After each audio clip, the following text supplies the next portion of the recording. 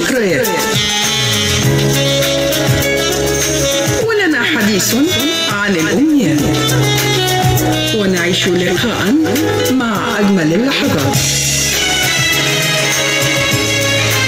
شبكة الإذاعات العربية الموجهة إلى آسيا من القاهرة تقدم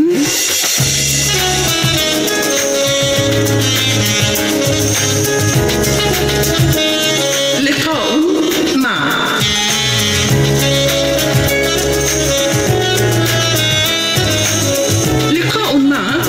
إعداد وتقديم هدى حسان.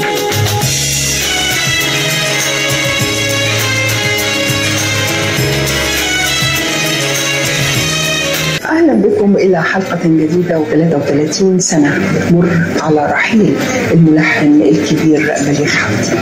بيسعدنا في الحلقة دي إن احنا نستضيف الأستاذ سامي المصري، الصحفي والكاتب والروائي وعضو جمعية محبي وأصدقاء بليغ حمدي. أهلا بك أستاذ سامي. أهلا وسهلا بحضرتك. أستاذ سامي، في الأول كده أسألك بقى سؤال قبل ما ندخل على بليغ حمدي وحكاياته الكتير. أنا شايفاك بتحب بليغ حمدي ومولع بيه قوي، إيه السبب؟ هو حضرتك المفروض إجابة السؤال زي ده أقول لك مين هو بليغ حمدي اللي أنا عاشق لبليغ حمدي. بليغ حمدي حضرتك هو العبقري اللي تخطى بالإبداع الموسيقي حدود العقل البشري. بليغ حمدي هو من تمرد على السلم الموسيقي فما كان من الأوتار إلا السمع والطاعة. بليغ حمدي لم يبحث عن جملة موسيقية بل كانت تأتي إليه طوعا. بليغ حمدي هو العلاج الحقيقي للتلوث السمعي اللي احنا عايشينه هذه الأيام. طيب هنتكلم عن بليغ حمدي، عايزين نبدأ بقى في علاقته بكوكب الشرق. هو موضوع علاقته بالسيدة أم كلثوم بدأ من عند الأستاذ محمد فوزي. بمعنى يمكن حضرتك الأستاذ بليغ كان شبه مقيم في مكتب الفنان الراحل العظيم محمد فوزي، فطبعا هو كان مؤمن بموهبته ويعتبر الأب الروحي للأستاذ بليغ. ففي يوم من الأيام الدكتور زكي سويدان كان عامل حفلة، فطبعا السيدة أم كلثوم دعت الأستاذ محمد فوزي فأخذ مع بليغ. فطبعا على لسان الأستاذ بليغ، واحنا سمعنا الكلام ده يعني من الأستاذ بليغ نفسه. فالسيدة أم كلثوم أثناء الحفلة طبعا هو واخد معاه الأستاذ بليغ، وكان دايما يقول له أبو البل، تمام؟ فبتقول له سمعنا حاجة يا فوزي. رد قال لها لا أنا مش هسمعك، ده بلبل هو اللي هيسمعك. قالت له مين بلبل؟ قال لها بليغ. غني يا بليغ. غني ايه يعني؟ هيغني ايه؟ الست ام كلثوم قاعده. قال له لا هي عايزه تسمعك. اغني ايه يا جماعه؟ ام كلثوم قاعده. فالست ام كلثوم قالت له طب تعالى بقى جنبي. فطبعا هو ما كانش عنده حاجه، كان يا دوبك لسه بيأسسوا الاغنيه حب ايه اللي انت جايبها. فبالتالي طبعا السيده ام كلثوم جت قالت له سمعني. فقال الكوبليه الاولاني من حب ايه؟ مره واثنين وثلاثه السيده ام كلثوم تخلي الاستاذ بليغ يعيد الكلام، وبناء عليه خلصت الحفله وتمام التمام ما فيش اي حكايه. المهم راحت مكلمه فوزي قالت له بليغ يكون عندي الساعه 10 الصبح. فطبعا هو طبعا الاستاذ محمد فوزي اتصل بالاستاذ بليغ قال له اطلع على فيلا ام كلثوم دلوقتي، هي عايزاك دلوقتي. ازاي يا عم؟ قال له اطلع. راح بالفعل على فيلا السيده ام كلثوم. طبعا قالت له مين اللي كاتب الكلمات بتاعت اغنيه حب ايه؟ قال ده صديق ليا اسمه عبد الوهاب محمد. قالت له اتصل بيه وهاته. فطبعا في حوار بين الاستاذ الاستاذ عبد الوهاب محمد. الاستاذ بليغ اتصل بيه قال له انا في فيلا ام كلثوم. قال له انت هتهزر معايا؟ قال له ام كلثوم عايزانا دلوقتي. يا عم انا في الشغل دلوقتي، تمام؟ المهم خدت منه التليفون وقالت له يا عبد الوهاب تعالى دلوقتي انا ام كلثوم. وراحت قفلت السكه. وكانت البدايه من هنا. طبعا حب ايه وضوء الف ليله تقريبا 11 لحن للسيده ام كلثوم من العبقري بليغ حمدي. حبيبي يلا نعيش مع عيون الليل، يلا نعيش مع عيون الليل، ونقول للشمس تعالي تعالي بعد سنة مش قبل سنة، تعالي تعالي. ام كلثوم معروف عنها ان هي ما كانتش سهله في تقبل اي ملحن جديد. تمام. يعني زي ما احنا قرينا تعبت محمد الموجي، تمام، وتعبت برضو بليغ حمدي. لا يمكن، خصوصا معلش، خصوصا ان هو بليغ حمدي دخل لها بعض الالات على الاغاني بتاعتها ما كانتش هي معتاده عليها. لا اسمح لي ان انا ابدا بس الحكايه مع بليغ وبداياته مع السيده ام كلثوم. انت تعرف حضرتك ان السيده ام كلثوم عشان اكتشفت موهبه العبقري بليغ حمدي مبكرا تحدد بيه عظماء التلحين، وطبعا كان في مدارس قويه، مدرسه السنباطي والموجي ومدرسه كمال الطويل. فطبعا تحدي الناس ازاي ام كلثوم هتغني لشاب عنده 21 سنه، لكن السيده ام كلثوم كانت امنت بالموهبه بتاعت بليغ حمدي مبكرا. يقال ان مكتبه اللي هو في الزمالك، المكتب بتاعه، يقال ان السيده ام كلثوم جابته عشان خاطر تسيطر على بليغ ما كانش ينفع حد يسيطر عليه. بليغ كان، بص حضرتك، يعني الجمله الموسيقيه بيجي له في اي مكان، بيجي له في الشارع، بيجي له، انت بتشوف حضرتك الروتين بتاع الملحنين، تبص تلاقي حضرتك يقفل المكتب على نفسه، ما حدش عايز ازعاج، بيعمل لحن لام كلثوم. لكن بليغ غير كده خالص. انا قلت لحضرتك ان النغمه الموسيقيه كانت تاتي الى بليغ حمدي طبعا، وبعدين يركب عليها الكلام.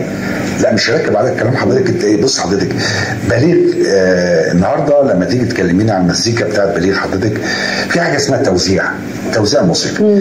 بليغ ممكن حضرتك، معلش، زي ما حصل في لحن انا بعشقك، تمام، عمل لحن، روح نام، عمل لحن تاني. بس انا بقول لك ليه بيجي يعني هو النغمه بتجيله، وبعد ما تجيله يركب عليها الكلام على اساس ايه؟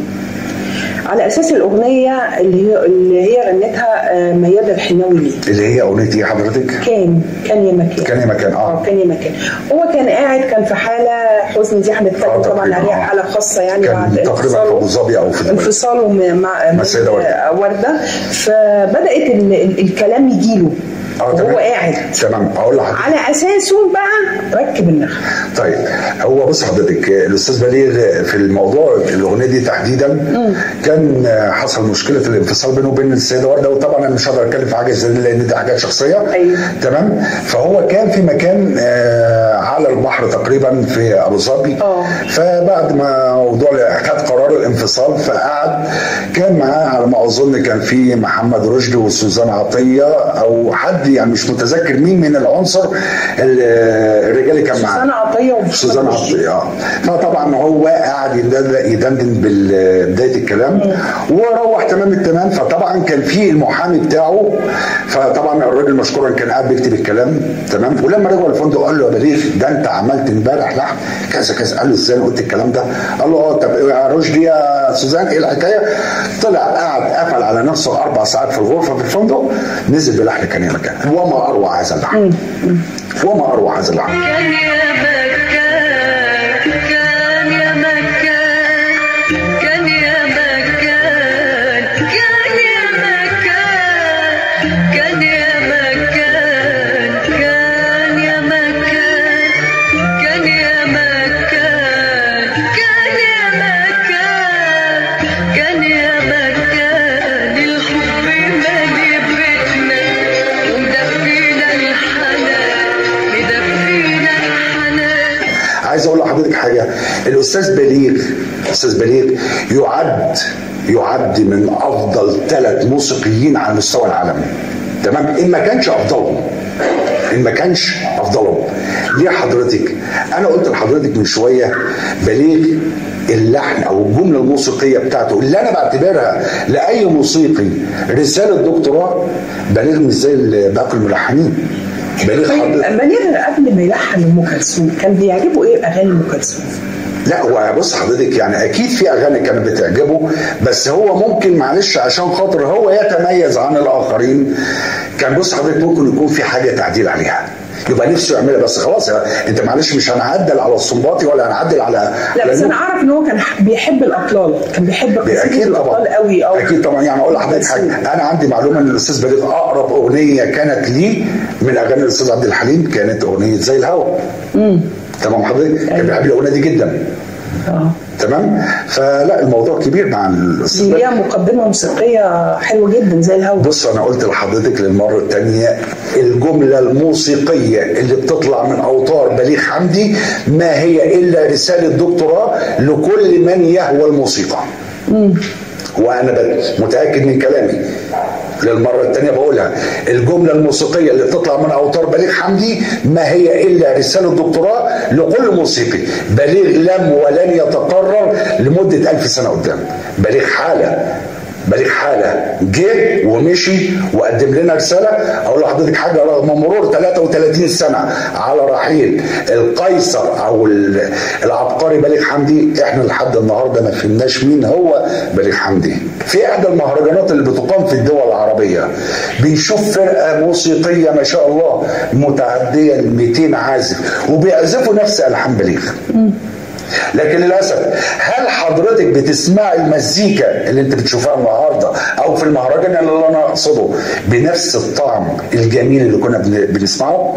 يمكن علشان دخلت عليها توزيعات. لا يا فندم، في حضرتك حاجه اسمها سوء توزيع.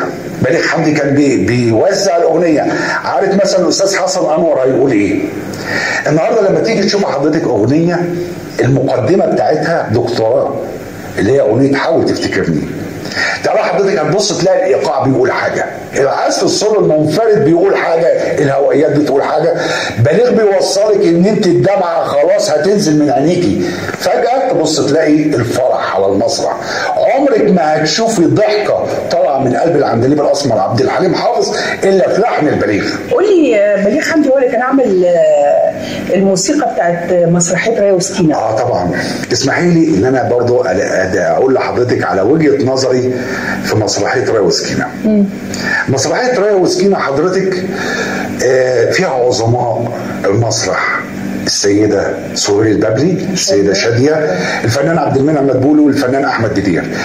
والديكورات والجو اللي هم كانوا عايشين فيه ده حضرتك، انا بعتبر ان النجاح ده نسبه 50% لفريق العمل و50% للاستاذ بليغ حمدي. والاغاني. ليه يا فندم؟ بليغ حمدي ما عملش لحن عادي، بليغ حمدي استحضر ارواح القتله والمقتولين. صحيح. تمام. تخيلي ان في اغنيه اتعملت اصابت النساء الموجودين في العرض المسرحي بالرعب، اغنيه الدور. تمام. بليغ حمدي يستطيع ان يلعب بمشاعرنا كيفما يشاء وقتما شاء.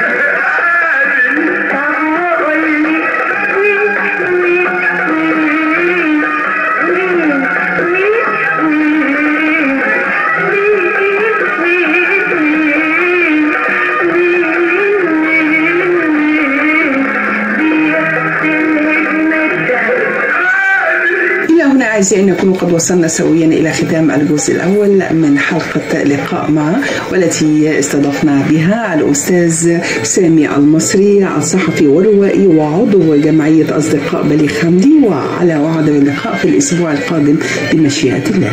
لكم تحية أنور معروف من الهندسة الإذاعية.